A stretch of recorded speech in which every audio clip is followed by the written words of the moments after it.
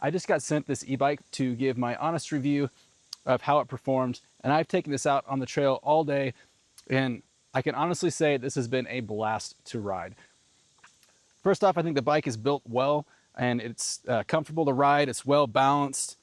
The suspension in the front takes a lot of the jarring out if you're riding off-road. The tires have a lot of grip, and overall I think this was a great bike for like commuting. If you're going to be riding the trails to work, this would be perfect for that. For the electric portion, there are 5 settings you can set this on, and you just click up and down on the control pad. It's really user-friendly. I personally like riding at level 1 or 2 because it still allows me to do some of the work.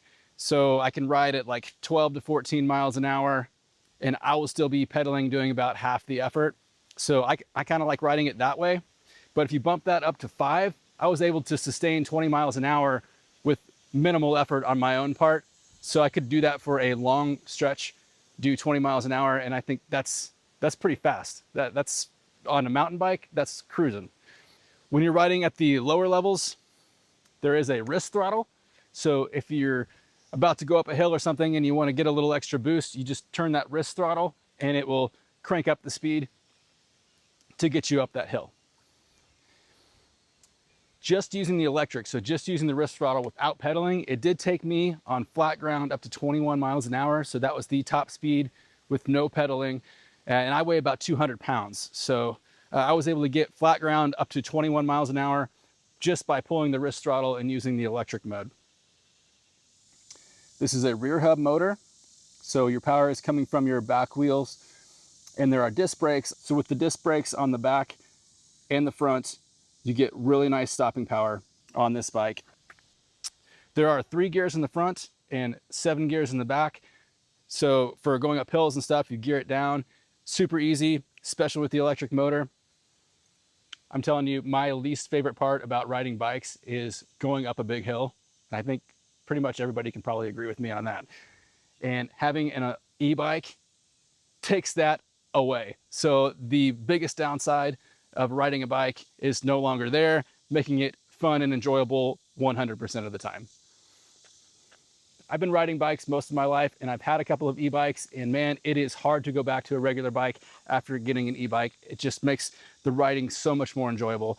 I'm able to get out on the trails and ride all day.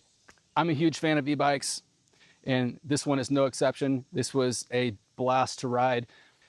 This e-bike is super user-friendly and intuitive.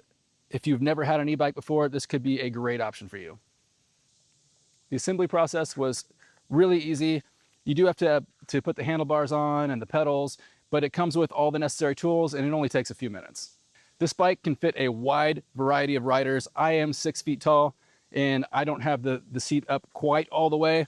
The seat post is really long, so this would probably fit riders up to maybe 6'1", 6'2", comfortably. My wife is about 5'4", and she can also ride this. So we put the seat post down to about here, and she was able to ride it, and there was still a little bit down below that. So I would say from about 5'2" to 6'2", you could ride this bike no problem. I think has done a fantastic job here with the Victor bike. It sort of checks all the boxes. You can ride this on the road, you can ride this off the road. It takes the efforts out of the hills. Overall, it was a really enjoyable experience, and I would definitely recommend this e-bike.